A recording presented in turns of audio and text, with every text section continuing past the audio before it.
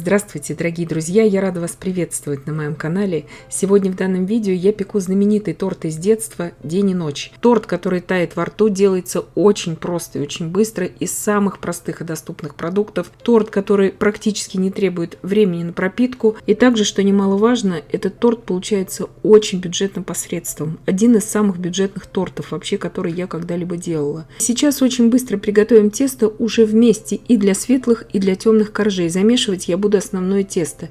4 яйца среднего размера, щепотку соли туда добавляю, 16 грамм ванильного сахара, можете ванильный экстракт добавлять. Все это сейчас взбиваю до состояния пены. Добавляю туда 180 грамм сахара, взбиваю примерно минуты 2. Миску я здесь взяла намеренно не очень крупную, чтобы быстрее взбивалась масса, потому что 4 яйца это не так и много.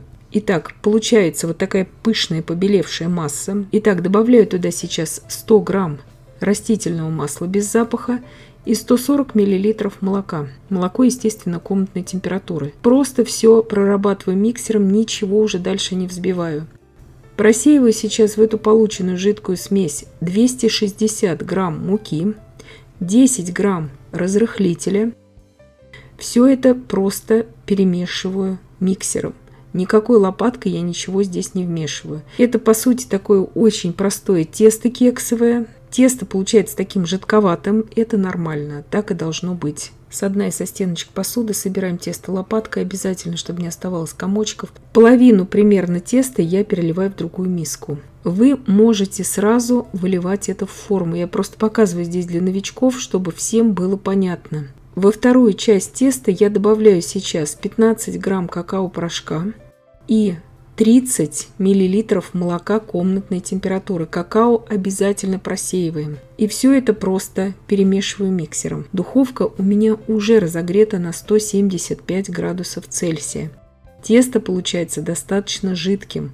Оно таким и должно быть. То есть оно не должно быть здесь вязким. Прохожусь лопаткой со дна и со стеночек. Здесь у меня 2 разъемных кондитерских кольца без дна. Застелила их просто фольгой, матовой стороной вверх, то есть к тесту. Выливаю в одну форму светлое, в другую форму шоколадное тесто. Форма у меня по 20 сантиметров в диаметре. Выпекать я буду сейчас в моей духовке при температуре 175 градусов Цельсия на режиме верх-низ без конвекции на среднем уровне примерно полчаса. Это 25-30 минут, не дольше. То есть коржи ни в коем случае не должны пересохнуть. Как только шпажка выходит сухая и чистая, вот спустя 25 минут открываем первый раз духовку, проверяем, если шпажка выходит сухая, следует уже вынимать из духовки. При вас проверяю, палочка выходит сухая и чистая. Дала я своей выпечке полностью остыть на решетке вот таким образом. Остывают эти коржи очень быстро до комнатной температуры. Извлекаю сейчас коржи из формы.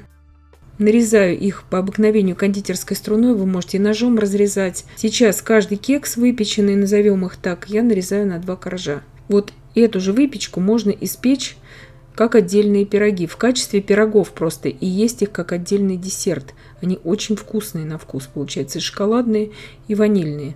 Я не пеку здесь на сметане эти коржи намеренно, потому что на сметане они очень сильно будут крошиться.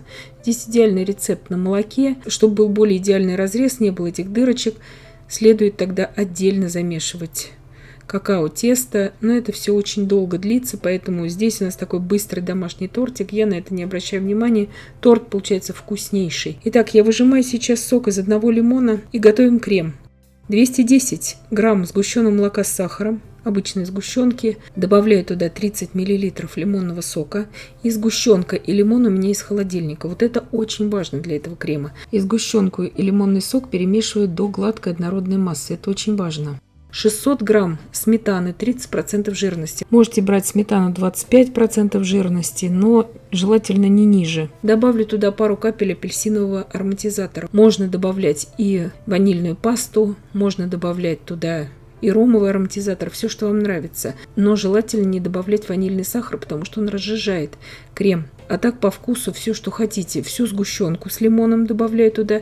И сейчас на данном этапе добавляю туда 16 грамм загустителя для сливок. Или для сметаны можно брать. Все это перемешиваю до однородности. Загуститель для сливок сейчас продается везде. Это крем сметанный, без отвешивания сметаны. Благодаря загустителю здесь у нас абсолютно не теряется вес сметаны. Здесь расхода никакого не идет. И добавляю туда еще 16 грамм загустителя для сливок. Вот для этого крема это очень важно. Перемешиваю также. Я добавляю здесь, получается, 32 грамма загустителя в общей сложности. Это нормальное количество. Во вкусе он никак не будет чувствоваться. Я намеренно здесь взяла очень маленькую миску для того, чтобы крем взбивался очень быстро и чтобы сметана объединялась со всеми ингредиентами. Смотрите, какой прекрасный устойчивый крем. У меня получилось, я взбивала буквально пару минут. Сметана, конечно же, очень холодная из холодильника. Все это будет зависеть только от ваших продуктов. От качества продуктов, жирности сметаны. Если у вас сметана менее 20%, ее уже следует отвешивать, даже для такого крема. Потому что сметана должна быть, конечно же, постабильней. И я начинаю сборку торта. Я поставила миску с кремом сейчас на весы. Отминусовывать буду по 200 грамм крема на каждый корж. Примерно у меня останется там еще 200 грамм крема, чуть побольше. Этим кремом я буду выравнивать тортик и оставлю там малюсенькую часть на украшение. Вы видите здесь наглядно, как в работе ведет себя этот сметанный крем, взбитый вот таким вот образом. Очень советую так делать. У меня есть подробнейшее видео по приготовлению отдельно этого крема. Я вам ссылочку оставлю в описании к данному видео. Это роскошный сметанный крем получается. Загуститель во вкусе абсолютно никак не чувствуется. Благодаря сгущенке этот крем получается на вкус как такой нежнейший какой-то детский творожок. Ароматизаторы можете использовать любые, все по вашему вкусу. Лимонный сок здесь действует как натуральный загуститель, он во вкусе тоже абсолютно никак не чувствуется, и крем не будет кислым. Вторым, естественно, выкладываем уже светлый корж на этот сметанный крем. И здесь заметьте, ни нижний, ни второй коржи я не пропитываю намеренно, чтобы торт не превратился у нас в кашу. Буду пропитывать только те коржи, которые были у нас дном при выпекании. Надеюсь, что я понятно объяснила. А вот эти два нежнейших коржа я не пропитываю. Если вы любите такие мокрые торты, то тогда можете пропитывать и эти два коржа, но я этого не делаю. По традиции этот торт всегда собирался просто с сметанным кремом, никакие наполнители туда не добавлялись, то есть никакие ягоды, фрукты. Вы же можете и что-то туда добавить, даже вплоть до вареной сгущенки, будет вкуснейший тоже торт. Вы можете туда и свежую клубнику добавить, любые ягоды, все, что вам нравится. Не добавляйте слишком кислые ягоды, потому что сметанный крем все равно уже имеет такую легкую природную кислинку, и желательно добавлять что-то более сладкое в этот торт. А вот эти два последующие коржа, как я уже сказала, которые были дном у нас при выпекании, вот это дно кладем всегда наверх и пропитываю уже молоком. Здесь пропитки уйдет на оба коржа не более 40 мл. То есть сильно пропитывать тоже не нужно. Просто пропитаем вот эту вот корочку. Даже можно и их не пропитывать, но я пропитываю на всякий случай. Сразу хочу ответить на вопросы в комментариях для тех, у кого нет, допустим, двух форм для выпечки.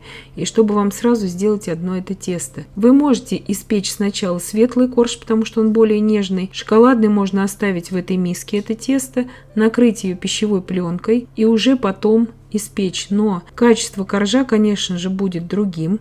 И может быть больше вот этих дырочек. И также он может не так хорошо у вас подняться. То есть имейте в виду, что качество, естественно, как-то пострадает от того, что не выпекалось все сразу вместе. Вы можете дважды замешивать тесто. Отдельно шоколадное, отдельно на ванильный корж. Это все на ваше усмотрение. Но как такую альтернативу вы можете вот таким образом просто оставить шоколадное тесто на столе при комнатной температуре. И вот за эти 25 минут, пока будет выпекаться у вас первый корж, особо с ним ничего не произойдет. Но, конечно же, это повлияет на качество. Сейчас остатками крема, которые у меня оставались, то есть 600 грамм крема я потратила на прослойку коржей, остаточками я сейчас выравниваю этот торт. Домашний тортик вот такой вот этим кремом выровнять вполне возможно. Может быть, он не будет так идеально держать форму, но я даже, как вы видите, не ставлю его намеренно в кондитерское кольцо, потому что он нормально держит форму для домашнего торта. Если вы увидите, что у вас плохо очень держит форму этот торт, всякое бывает, может быть, у вас загуститель не такой качественный или сметана не такая жирная, хотя бы в пищевую пленку его оберните, если у вас нет кондитерских колец, и поставьте в холодильник на пару часов, а потом уже и крем этот уберите, который у вас останется, тоже уберите в холодильник, и потом уже просыпьте этой крошкой. Оставшиеся шапочки от этих двух коржей я измельчила в измельчителе, посыпаю сначала светлым, вы можете светлым его вот так оставить, а потом сверху темной шоколадной крошкой посыпаю. Вот совсем маленькое количество крема у меня осталось. Здесь у меня насадка 8 мм, открытая звездочка.